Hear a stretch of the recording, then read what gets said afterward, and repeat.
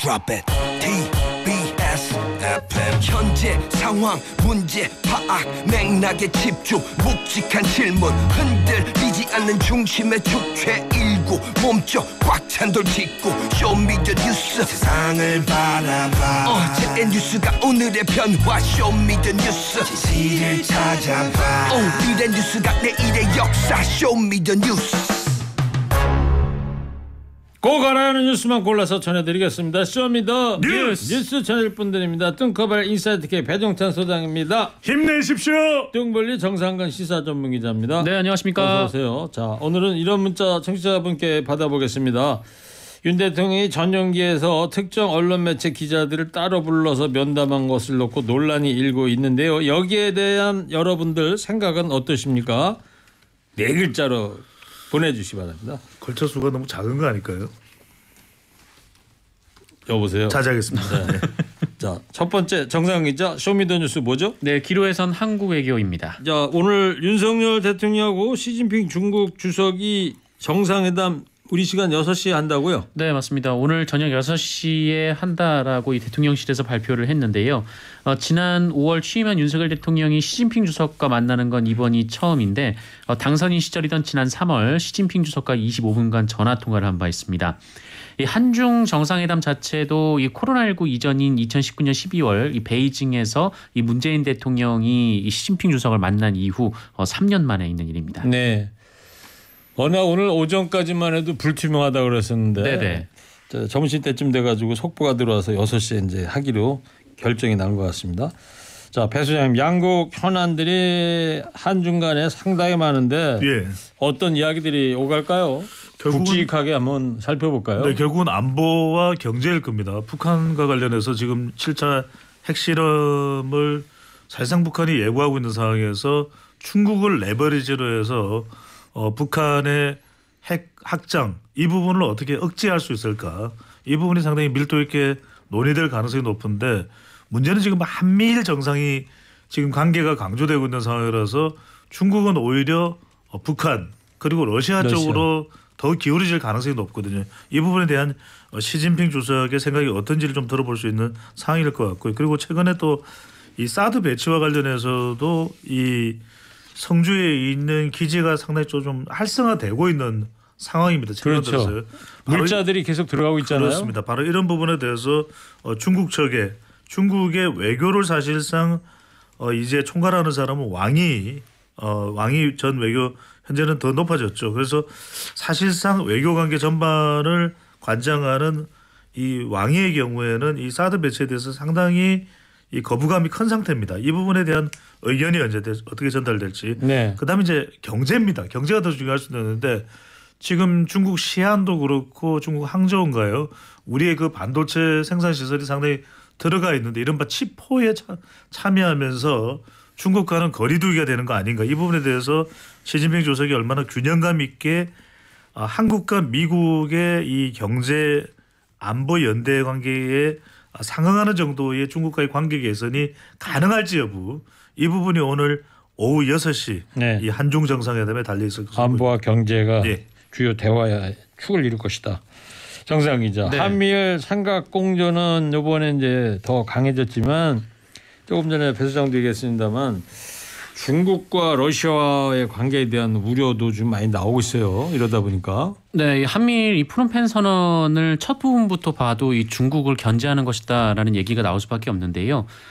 인도 태평양 지역이라는 이제 표현이 들어가 있는데 이것이 애초에 이제 중국을 견제하는 표현이다라는 분석이고 또한 이 남중국해를 놓고 이제 중국이 여러 국가와 영유권 다툼을 벌이고 있는데 이를 두고 불법적인 해양 권익 주장이라는 표현이 들어가 있습니다.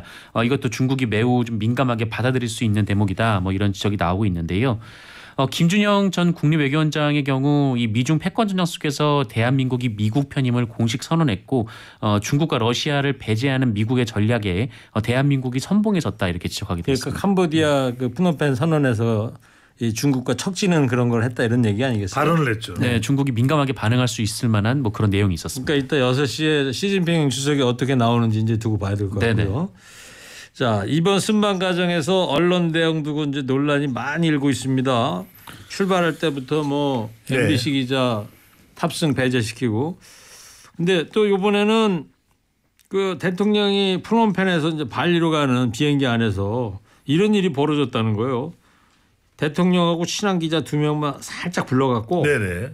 이거 둘만 이렇게 해가지고 뭐 면담을 해서 이게 또 논란이 되고 있습니다. 이게 이제 논란이 될 수밖에 없는 것이 전용기 내에서의 기자들과 간담을 가질 수도 있지만 이럴 때는 굉장히 이 공평하게 균형감 있게 전체를 대상으로 하는 것이지 특정 언론사만 이 대담을 하지는 않습니다. 그런데 얼마나 친한지는 모르겠습니다만 프놈펜에서 발리로 이동하는 과정에 채널 A, CBS 기자를 따로 불러서 1시간 가량 대화를 한 것으로 이제 전해지고 그러니까 있습니다. 승무원이 와가지고 메모지를 줬고 그랬더니 기자 2명이 윤석열 대통령을 만나러 갔다는 거 아니겠어요? 그렇습니다. 이것이 이제 취재진으로서는 이제 상당히 반발이 될 수밖에 없는 것이 앞에 우리 정상근 기자도 기자지만 언론인이지만 이게 사실은 이번에 MBC까지 배제하면서 순방에 나선 것도 논란이 됐는데 CBS와 채널 A 무슨 이유가 있을까 이게 더 궁금하거든요. 그리고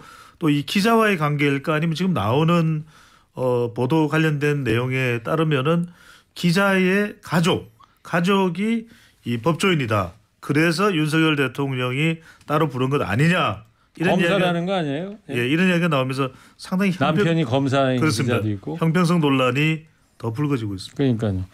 여기 뭐 제가 점심을 산다 이거예요. 예? 근데 정상근 기자만 몰래 불러가지고 예?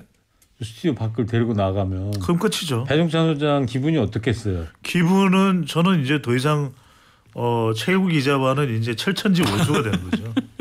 네. 너무 철천지까지 그렇고. 아, 네. 자판기에 뭐 그렇게까지 네, 되네요. 배 소장은 충분히 그럴 수도 있다는 예, 생각이 네네. 들고요. 밥에 대해서는 이제 안 됩니다. 예. 밥이다. 네.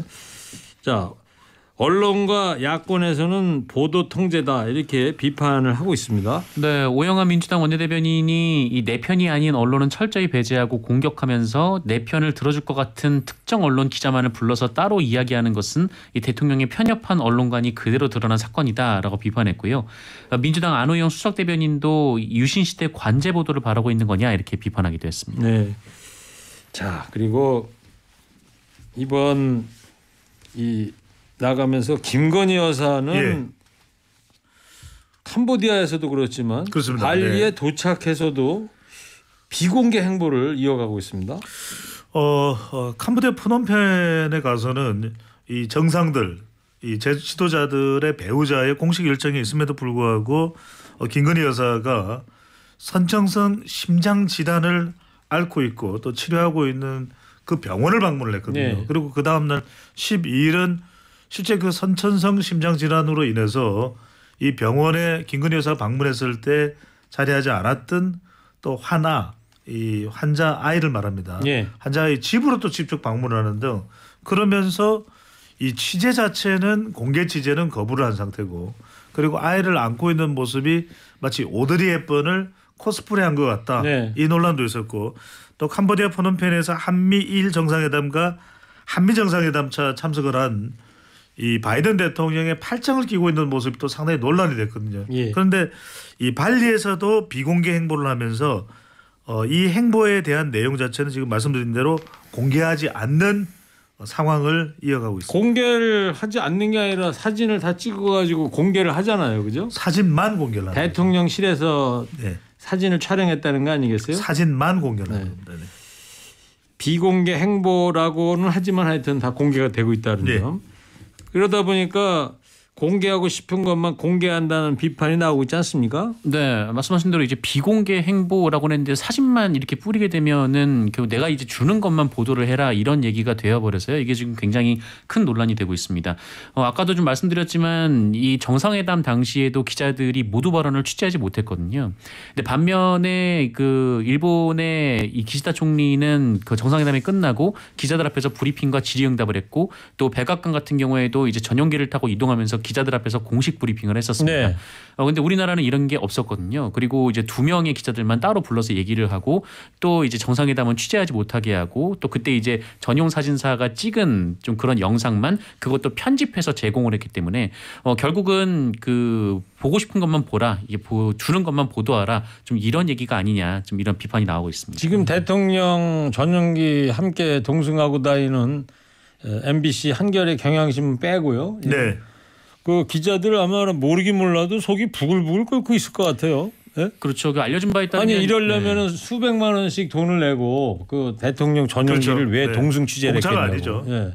취재를 하는 게 아니고 그 대통령실에서 주는 자료만 갖고 기사를 써야 된다라는 게 참 맞는지 모르겠어요. 그래서 그냥 전체 기자를 상대로 해서 비행기 내에서 전용기 내에서 간담회를 하면 되는 것인데 기자 2명만 불러가지고 그렇죠. 얘기를 했다는 거고 나머지 기자들은 속이 부글부글 끓지 않을까 이 싶은 정보도 생각이 제대로 공개가 되지 않고 있는 것 같은데 이 원래 이제 그 한미 정상회담을 그러니까 한미일 정상회담을 앞두고 대통령실에서 이제 생중계를 허락한다라는 얘기가 있어서 이제 방송사들이 다들 준비를 하고 있었답니다. 아 그랬대요? 네, 준비를 하고 있었는데 갑자기 얘기도 없이 취소가 돼버리고 그냥 뿌리는 자료만 받으라라고 그랬구나. 얘기가 나와서 좀 굉장히 좀 당황했다 뭐 이런 얘기를 들었습니다. 알겠습니다. 일종의 의식을 한 것일 수도 있을 겁니다. 왜냐하면은 회담 이후에 조금 이제 긴장이 좀 느슨해진 상황에서 될 경우에 뉴욕 총회에서의 바이든 그 날리면 기억이 네. 있거든요. 네. 그 부분을 상당히 의식하고 있다 이렇게 볼 수가 있겠죠. 자 오늘은 윤석열 대통령이 전용기에서 특정 언론 매체를 따라 불러 면담한 것을 놓고 논란이 되고 있는데 청취자 여러분 생각을 4글자로 받고 있습니다. 옹졸 정치, 지 맘대로, 편애하냐? 누구 한 사람만 좋아하냐 이런 거죠? 네. 편애하냐? 속닥속닥. 예. 청취자분들 대단하십니다. 잘했다 윤석열 대통령 잘했다. 예. 내 편이야. 예. 내 편이 최고다 이런 생각 같으시고요. 가로 열고 닫고 언론 하고서는 골라 먹어. 예. 골라 먹어. 예. 이런 문자도 보내셨네요. TBS 예산 지원 폐지하기로 서울시의회 상임위에서 통과됐다는데 어떻게 된 건가요? 예, 오전에요. 서울시의회 상임위 통과돼서 지금 2시부터는 본회의에서 논의 중인데 잠시 후에 요건 관련해서 이야기 나눠드리도록 하겠습니다. 자, 두 번째 쇼미더뉴스는요. 네, 두 번째 쇼미더뉴스는 동의 없는 명단 공개입니다. 네, 민들레라는 신생 인터넷 매체가 12구 참사 희생자들 명단을 일방적으로 공개를 해서 논란이 되고 있습니다. 네, 이 민들레라는 매체가 이태원 희생자 당신들의 이름을 이제야 부릅니다라는 제목으로 155명의 사망자 명단이 적힌 포스터를 제작해서 홈페이지에 올렸습니다. 시민 언론 더 탐사와 협업으로 이태원 참사 희생자들의 명단을 공개한다라고 했고요. 희생자들을 익명의 그늘 속에 계속 묻히게 함으로써 파장을 축소하는 것이야말로 오히려 재난의 정치화이자 정치 공학이다 이렇게 주장을 했습니다. 네, 유족들 동의 없이 이 명단을 발표하다 네. 보니까 비판이 좀 쏟아지고 있습니다. 그렇습니다. 상당한 비판이 쏟아지고 있는 것이 그동안 이제 유가족들의 입장이 중요했거든요. 근데 유가족들의 동의 없이 공개된 것에 대해서 비판이 쏟아지고 있고 실제 이 공개를 한 민들레 측에서도 유가족들의 동의를 받지 못해서 유감이다라는 표현을 또 하기도 했습니다. 그런데 네. 이제 국민의힘은 계속 반대를 했기 때문에 강력하게 좀 성토를 하고 있고 더불어민주당에서도 적극적으로 공감하는 의견은 안 나오고 있습니다. 왜냐하면 명단은 공개돼야 되지만 그래도 유가족의 이 동의 여부가 상당히 중요하다는 것이 그동안 더불어민주당의 또 입장이었던 이유도 있는 것으로 보입니다. 분노하는 유족들도 있지 않습니까? 네, 뭐 당장 민들레가 10명 정도의 명단을 익명으로 수정을 했습니다. 그 신원이 특정되지 않았지만 그 원치 않는다는 유족의 의사가 있었다 이렇게 예. 밝혔는데 그래서 실명을 다 바꿨다 이거죠. 네네. 가명으로. 네, 10명 정도를 익명으로 바꿨고요. 그리고 여러 언론과 인터뷰를 한 유족들도 좀 비판적이었는데요. 이 정부의 진정한 사과를 요구하고 또 진상규명을 요구는 하고 있지만 이 시점에서 명단을 공개하는 것이 유가족들에게 또 다른 상처를 주는 일이 되는 것 같다. 이렇게 얘기했던 분들도 있고 또 추모하는 건 좋지만 이 유가족의 동의 없이 이름이 올라와서 매우 당혹스러웠다. 이렇게 좀 심경을 토로한 유가족분도 계셨습니다. 이러다 보니까 경찰도 경위 조사에 나설 거라고 하더라고요. 그렇습니다. 또 한동훈 장관이 관련해서 발언을 했습니다. 이 부분이 말이 되느냐, 법적으로도 문제가 있다 이야기를 했고 경찰도 관련해서 어떻게 명단을 입수를 했고 공개가 됐는지 여부 과정에 대해서도 수사를 할 것이다라고 이렇게 이야기를 하고 있습니다. 자, 정치권에서는 민주당에 대한 비판도 나오고 있습니다. 네, 뭐 일단 국민의힘에서는 이 민들레라는 매체를 친야 성향의 인터넷 매체다 이렇게 규정을 하고 있습니다. 그리고 박정하 국민의힘 수석대변인이 이렇게 얘기를 했는데 유족의 동의 없는 희생자 명단 공개라는 용납할 수 없는 행태를 설계했던 것이 민주당이다 이렇게 주장을 했고요. 그러면서 지금은 온라인 매체 뒤에 숨어 방조하고 있는 의미에서 민주당도 공범이다 이렇게 주장을 했습니다. 네, 지금 유튜브란 청취자께서 재난 희생자들이 누구인지 시민들이 알 권리도 있습니다. 이런 의견을 보내주셨는데 명단 공개해야 한다는 주장은 왜 나오게 되는 거죠? 그렇습니다. 실제로 이제 더불어민주당의 MBC 앵커 출신이죠. 더불어민주당의 신경민 전 의원도 해외 사례들을 연구를 해보면 이런 대형 참사가 있을 때 명단을 공개한다. 그것이 보도의 원칙이었고 우리도 세월호 사고를 비롯해서 이 희생자들의 명단을 공개한 사례가 여럿 있었고 지속되어 왔었다. 그런 얘기를 하고 있고요. 정유가족들이 원치 않는다면은 뭐 이 땡땡 이런 식으로 해서 희생자의 인권도 유지해 줄 수 있는 거 아니냐. 그동안 이것을 하는 이유는 그래야 이 사태가 왜 그렇게 심각했는지 누가 희생됐는지 누가 추모의 대상자인지 알 수 있는 것 아니냐라고 하는 언론 계 쪽에서의 설명이 계속 나왔던 것이죠. 네, 알겠습니다.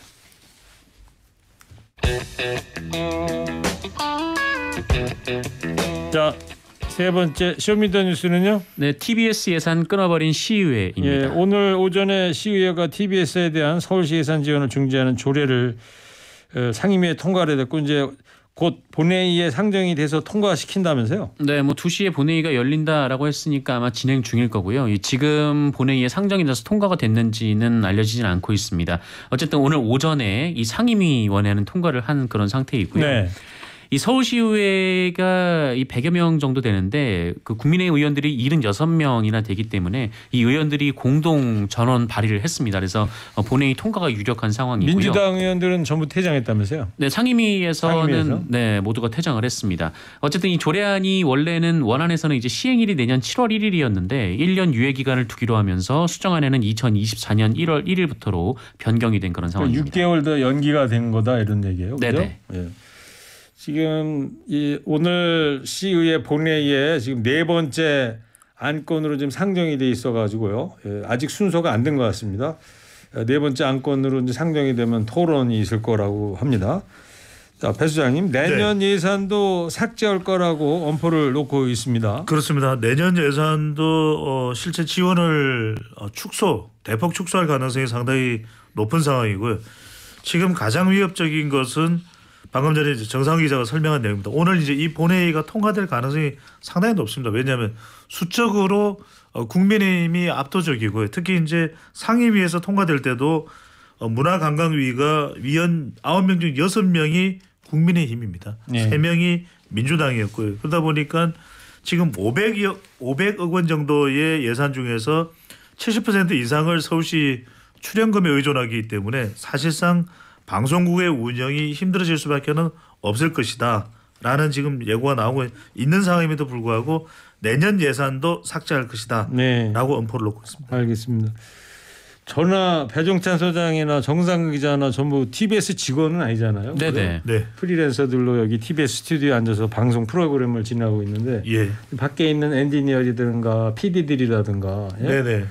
보니까 오전에 서울시의회 앞에 가서요 피켓팅도 하고 이제 그랬었던 것 같은데 자 이강택 TBS 대표도 오늘 사표를 제출했죠. 그렇습니다. 오늘 제출을 했고 이강택 대표의 이 사퇴의 변은 이제 건강상의 이유로 사의를 표명을 했습니다. 정확하게 사의를 표명을 한 것은 10일 날 이제 건강상의 이유로 사의를 표명을 지난주에 했었죠. 예, 그렇습니다. 이제 사표 제출은 이제 오늘 했습니다. 내년 2월 임기가 끝나는 이강덕 대표가 이제 이 사표를 제출하면서 새로운 또 후임자가 오게 될 텐데 후임자가 과연 이 TBS 운영에 대해서 어떤 계획과 안을 내놓을지도 상당히 중요할 것으로 보입니다. 네. 지금 이 서울시의회 본회의에 올라간 이 TBS 폐지 조례안이 그렇게 길지가 않아요. 딱 2줄짜리예요. 예. 네? 요 전문이 이렇게 돼 있어요.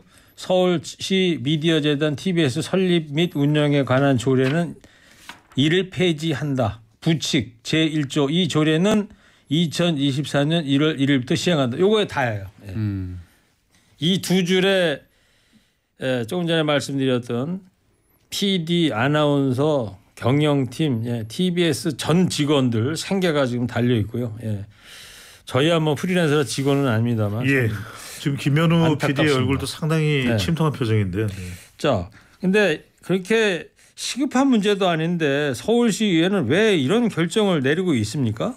원래 22일 날 처리를 하겠다라고 했는데 갑자기 시간이 좀 앞당겨진 거, 일주일 정도 앞당겨진 것으로 보이는데요.